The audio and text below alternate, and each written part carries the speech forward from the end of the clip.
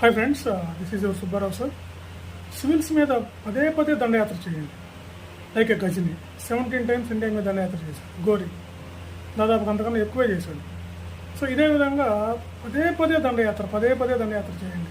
Prelims అవ్వకపోయినా పర్లేదు, మళ్ళీ రాయండి, మళ్ళీ అగైన్ రీస్టార్ట్ అండ్ రిపీట్ చేయండి. ఎందుకు సక్సెస్ అవ్వరో చూద్దాం. చాలామంది ఇదే పద్ధతిని అవలంబించి సివిల్ సర్వీసెస్లో ఐఏఎస్ ఐపీఎస్లో అయ్యారు, సక్సెస్ అయ్యి. అనేక సార్లు దండయాత్ర చేయండి. సేమ్ సిలబస్ కాబట్టి మీరు ఎక్కువ సార్లు చదవటం ఈజీగా వచ్చేస్తుంది మీకు.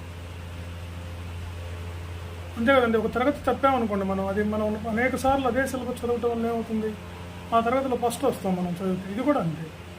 దండయాత్రలు ఆపకండి, మీరు పదే దండయాత్ర చేయండి.